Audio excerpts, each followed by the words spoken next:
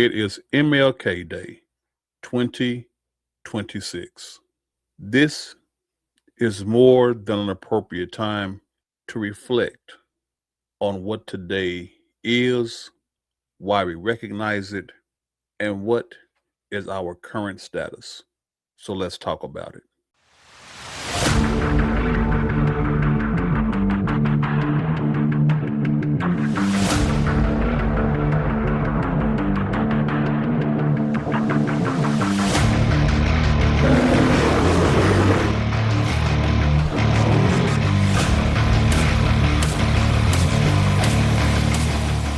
Well, we all know who he is.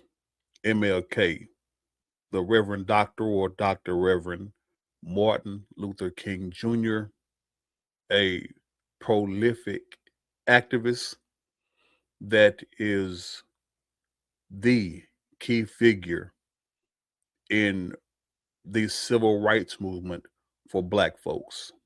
It had to be over 60 years ago now when Dr. King did the historically impacting March on Washington. It is there that he gave the now legendary I Have a Dream speech. It will be played repeatedly today at the beginning of several shows, sporting events, and for most of us, especially the Black community, those of a certain age, we had to memorize the I Have a Dream speech. But as I got older, I realized that there was more to that speech than just the I Have a Dream aspect of it. If I remember correctly, the speech is over 17 minutes long. And there were things said at the beginning of that speech that I find the most prolific because they actually reflect on today more than anything else. There are a lot of, for lack of a better word, call them prominent talking heads out there that have poisoned the minds of the Black people to have them believing that we are just as bad off now in 2026 as we were back in 1963. What? I actually heard one of my peers, a buddy of mine, make that dumbass statement that we're just as bad now. Bro, what are you talking about, man? Mind the fact that he has a very nice job living in a very upper echelon um, housing community, driving a very nice 6-figure foreign car. But we're just as bad now as we were in the 60s. Get the fuck out of here. That's because these talking heads have poisoned the mind of the Black community. And in doing so, they have absolutely, beyond any shadow of a doubt, shit on the dream of Dr. Martin Luther King. Yes, you did. Yes, you did. I want to play some segments, some excerpts from that speech that he gave during the March on Washington.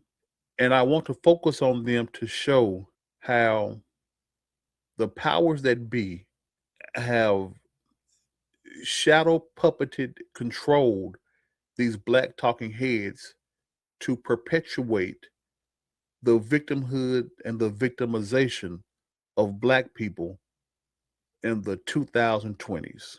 Who stand on the warm threshold which leads into the palace of justice in the process of gaining our rightful place. We must not be guilty of wrongful deeds. Let us not seek to satisfy our thirst for freedom by drinking from the cup of bitterness and hatred. Yet, that is essentially what is being pushed by those people with platforms to reach the most Black people. They're perpetuating anger. They're telling you to get ahead or to advance by stepping on the necks of those that you see or Better yet, step on the necks of those that they are telling you are your enemy. As you can see, that is the opposite of what Dr. King was preaching.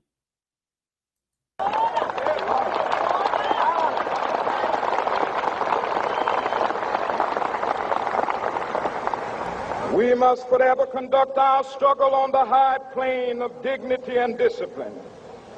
We must not allow our creative protests to degenerate into physical violence. Again and again. Y'all heard what that man said, right? We can't let our protests deteriorate into violence. This man was a master of passive resistance, nonviolent resistance. Yet you have ass clowns during the 2020 George Floyd protest, aka the Summer of Love, that said dumbass shit like this. And please, show me where it says that protests are supposed to be polite and peaceful. Again, that is the exact opposite of what Dr. King is saying and preaching.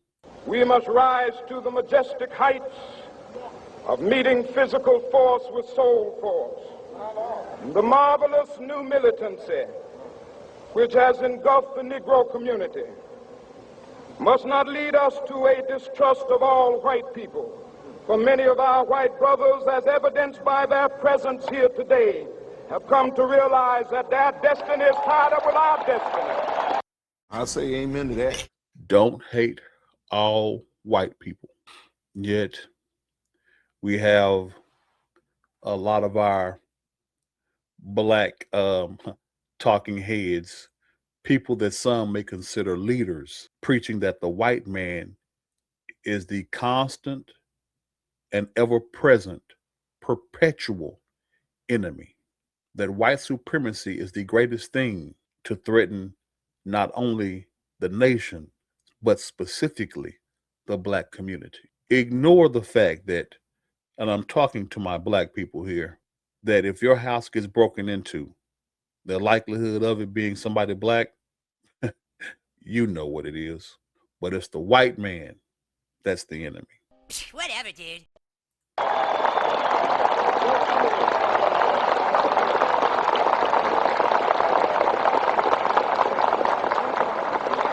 And they have come to realize that their freedom is inextricably bound to our freedom.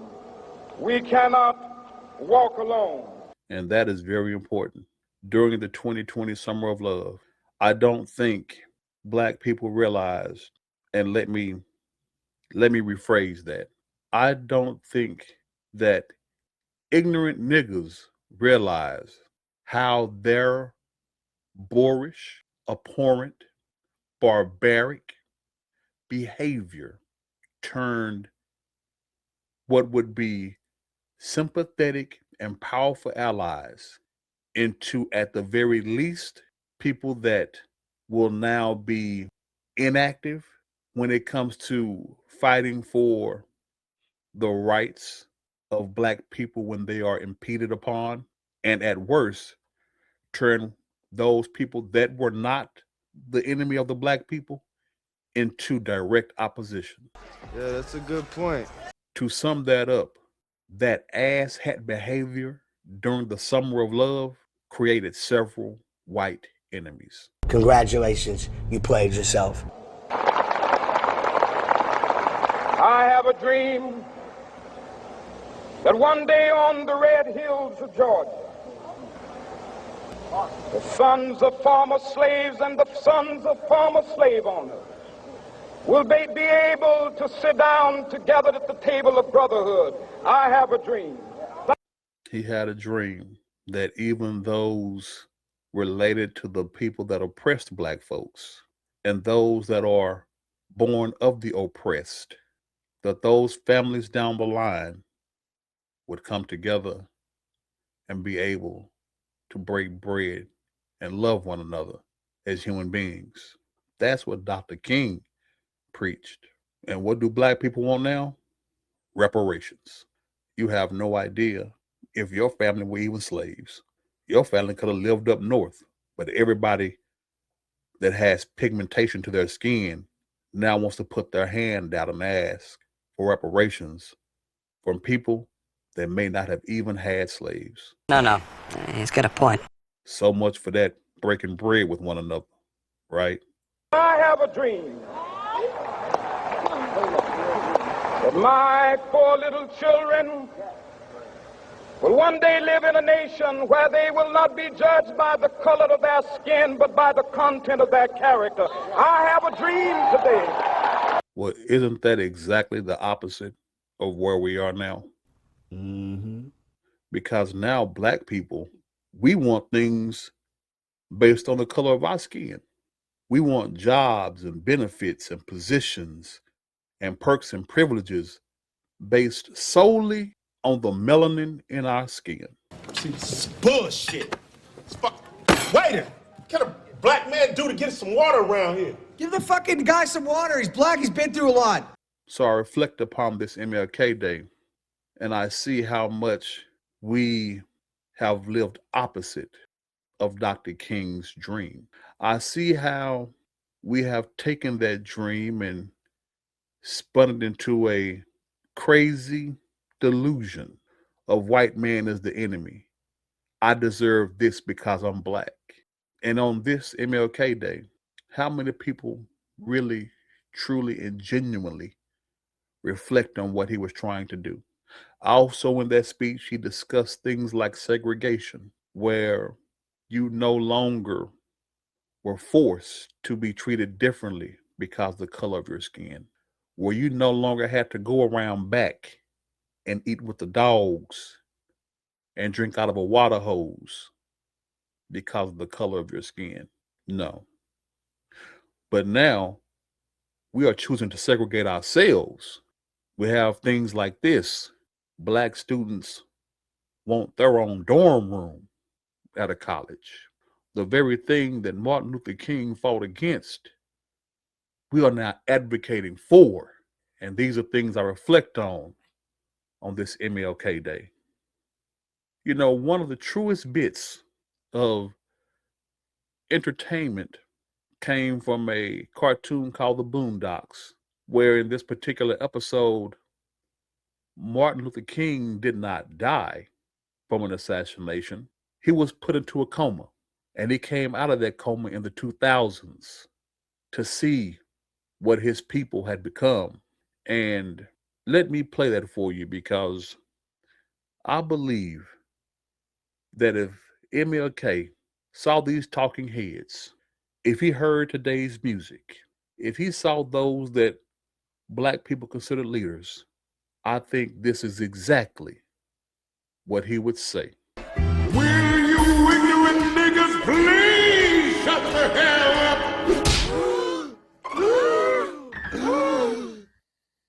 He just said what I think he said. Is this it? This is what I got all those ass whoopings for? But lo and behold, some 4 decades later, what have I found but a bunch of trifling, shiftless, good-for-nothing niggas? And I know some of you don't want to hear me say that word. It's the ugliest word in the English language. But that's what I see now, niggas. And you don't want to be a nigger, because niggas are living contradictions. Niggas are full of unfulfilled ambitions. Niggas wax and wane. Niggas love to complain. Niggas love to hear themselves talk but hate to explain. Niggas love being another man's judge and jury. Niggas procrastinate until it's time to worry. Niggas love to be late. Niggas hate to hurry. I've seen what's around the corner. I've seen what's over the horizon, and I promise you, you niggas have nothing to celebrate. Every part of that was right. Y'all have nothing to be proud of. Today, MLK Day is nothing more than another day where the majority of people don't have to work. It's just a federal holiday, a day off. There is no reflection upon what MLK stood for, what his movement was, what he tried to accomplish, because he did accomplish it. Black people have been writing off the civil rights movement that man piloted from the 60s till now. And we have not done any great expanding upon it. As a matter of fact, we have regressed it. In that clip from the Boondocks, you heard him say, nigga is the ugliest word in the dictionary, the ugliest word in the human language. And now niggas say it's a term of endearment, a term of affection, that they are the only ones that can use it. That's bullshit. As I've told you before, you don't call me that. I am no one's nigga. I know where it came from, and you can't make me believe it's something positive now. Now, what he said about niggas is the truth. They are a contradiction. Another dark-skinned brother will call another brother a nigga, and what's up, my nigga? What's going on, my nigga? And it be cool. A white boy said, you're ready to kill him. Exactly. You're a contradiction. That's a nigga. I am a black man. We go around calling our women, that's my bitch. You walk around with your pants below your ass, showing off your drawers. Pants on the ground, looking like a fool with your pants on the ground. You spend more money on your appearance for you and your vehicle than you do on your children, your family, on your community. He's out of line, but he's right. That's nigga mentality. They say they want reparations while living in Section 8 housing, gaming the system. He's got you there.